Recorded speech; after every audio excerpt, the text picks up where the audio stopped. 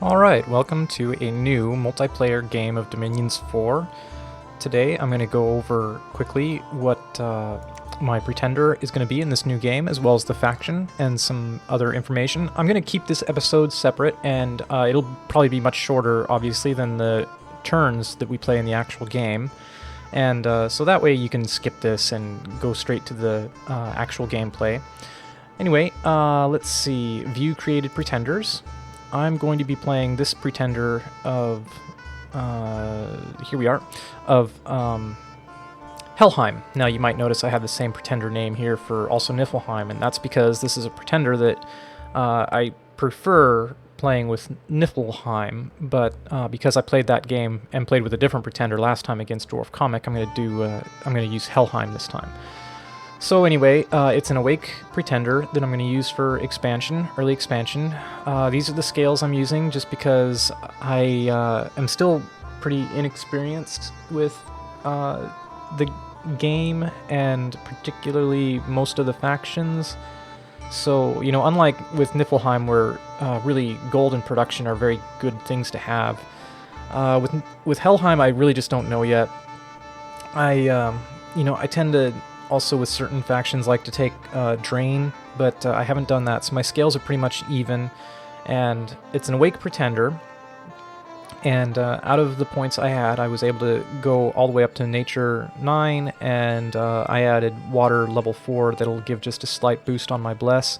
I will be using Sacred Troops, and I have a starting Dominion of 6, and I like the Son of Fenrir because well, he doesn't have slots for equipment, so, you know, that's too bad, but it's still a decently strong unit. It has Berserker, so its protection will go up once it takes damage. Defense skill is not good.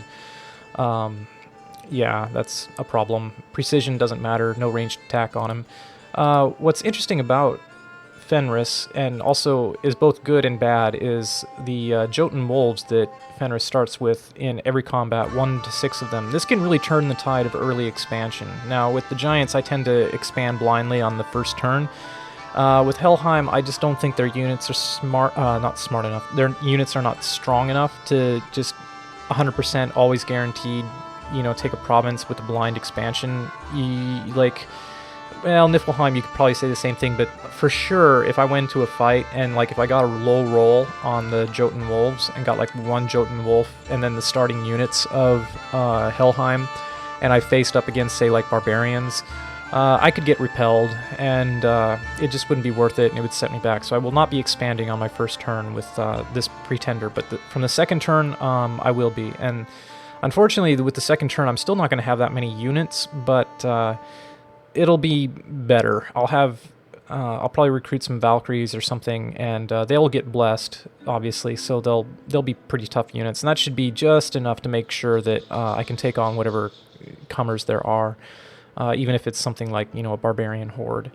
And anyway, Helheim, as with the other, what are they called? The other Vanir nations, Valheim, I want to say. Vanheim, sorry. So yeah, Helheim and Vanheim both have Vanir, which are, you know, like the Norse elves, and they have glamour. And I think the common wisdom is to typically take a astral bless and get twist fate, so that the mirror image glamour effect of those units is harder to pop. This is not something I've toyed around with very much, so again, this is common wisdom. This is not my expert, because I'm not an expert anyway. This is not like any kind of expert opinion. One thing that I'm dreading using this particular pretender, and this is getting into metagame, is you'll notice that he has stealth.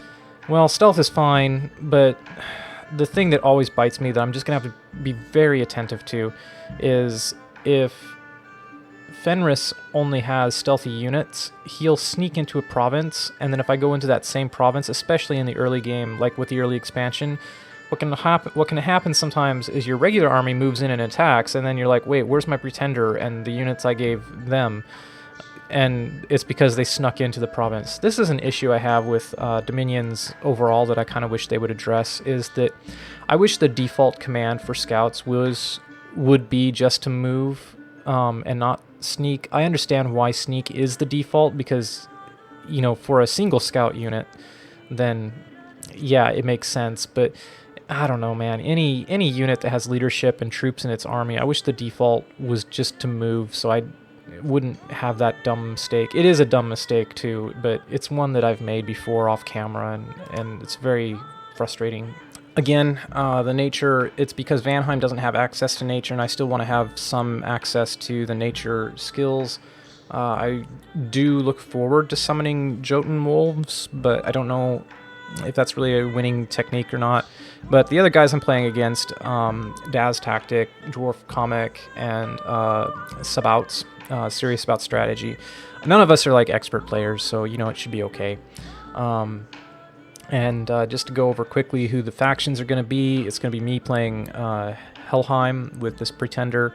DasTactic is going to be playing the Maverni, and the other common wisdom is that the Maverni are a weaker nation, but I really like the Maverni, and I know Daz likes the Maverni. Like that's that's the reason he picked it. But let's see. So I don't know though. I mean, it's possible to play the Maverni, and we're playing on a small map. The throne settings are going to be, let's see, 10 throne points, 5 of which necessary for victory. There's going to be 2 level 2 thrones, and then 6 level 1 thrones. So as soon as somebody captures 5 throne points, then the game will end. We're going to be playing on a moderately small map for 4 players. So that should play into Maverni's strengths. Well, or it should mitigate Maverni's, common wisdom weaknesses, which is that they don't have a strong end game. But the point is that our game settings should not favor a long strategy. A strong early game and a strong mid-game empire should do well, I think, on these particular settings. And I got to choose these settings, so I chose them because I don't have an objection to Dominions games that go, for years at a time, but I think we all kind of want to, for convenience, be able to finish this game before the holidays. So that's my ambition anyway. Since I will be starting a new job next year, I just wouldn't want to have the schedule become too irregular at a certain point. And yeah, I'd look forward to finishing this game before Christmas at the latest.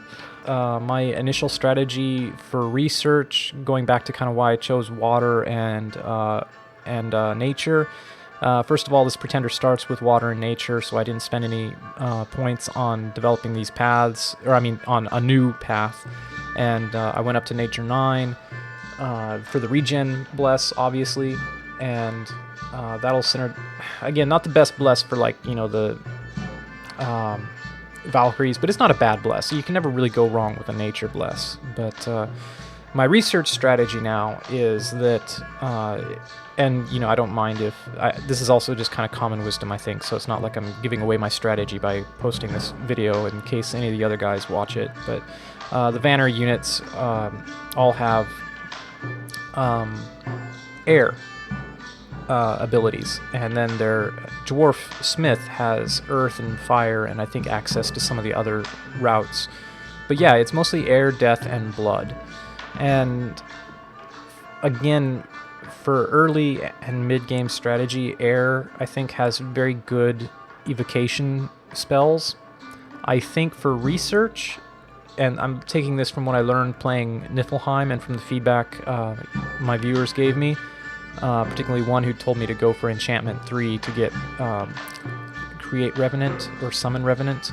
I do think that my units, not as bad as Niflheim, but still are expensive, especially for research. Like, I don't have a cheap researcher the way like Maverni does.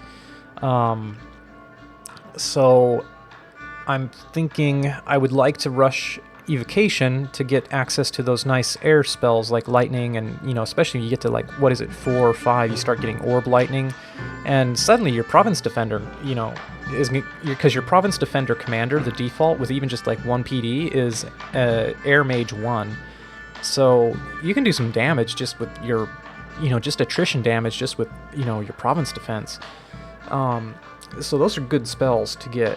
However, it does require the research to get there, and so I'm currently still deciding whether I'm going to be rushing enchantment or evocation, and here's the other thing that I'm probably going to lean towards: rushing first to get to construction, so that I can make owl quills, because air allows you to make L quills, so that may be the best way to go, is start out with construction, get the owl quills, and then go for enchantment and get the revenants, and then from there really rush up through evocation and maybe even a little bit of conjuring, because that's where summon the Brood of Garm, which gives you these same Jolton Wolf units. That's where those guys lie. So anyway, those are my thoughts, and that's going to be the end of this particular episode. It's just going over my Pretender. I'll cover some of this information also when I load up the first turn and start recording it, but I'm probably going to keep, especially for the early game, I'm probably going to keep about 5 turns per episode, so it's going to be, probably several days between this episode and the next one. But I, again, want to just give a heads up. Please check out the other guys' channels. I'm sure a lot of you guys already watch DasTactic and Serious About Strategy, because I've seen you over there watching their videos, making comments in their videos. And Dwarf Comic's still a relatively new channel, but I've known him for a while now, and we have also similar tastes in games. And I think some of you guys have watched he and our previous 2-player playthrough. Oh, and then just the one last thing, because, let's talk as much as possible while staring at a static screen. The diplomacy is basically a free-for-all. The game setting is a free-for-all, and the diplomacy is also like just kind of a no-holds-barred. The only restriction on diplomacy is that, whatever you're going to talk about has to be done. Your arrangements have to be made before the next turn fires.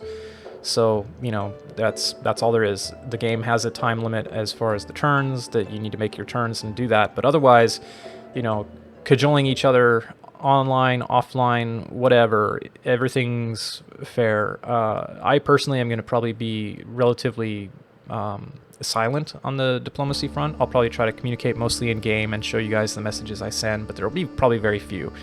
But hopefully with the timer, that means we aren't going to get bogged down in big long arguments trying to convince each other who's really winning and who's really losing.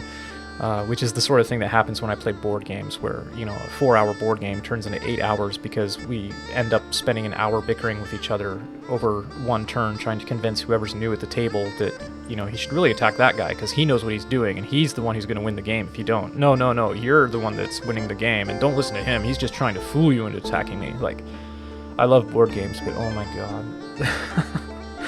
That's the one good thing I'm looking forward to with this game, is that Dominions 4 has all the things about it that I like about these kinds of war games on board games, but without the table bickering, I hope. But yeah. Anyway, so like I said, who knows what kind of secret alliances will be made. We're all going to kind of avoid watching each other's videos, and also we will be advanced further along in the game than the videos themselves will be, but please do give me feedback on my strategy. Sometimes it'll come too late, but at the same time, we're just here to primarily have fun and hopefully make enjoyable content. If you're looking for, like a professional soccer match, then this may not be an interesting series to you, but if you enjoy watching, 4-year-old kids play soccer against each other, then, then if you can enjoy that, then you might enjoy this series, because like I said, we're not pros in any way, shape, or form, but we just wanted to get together and make content that hopefully will be interesting to you guys as viewers.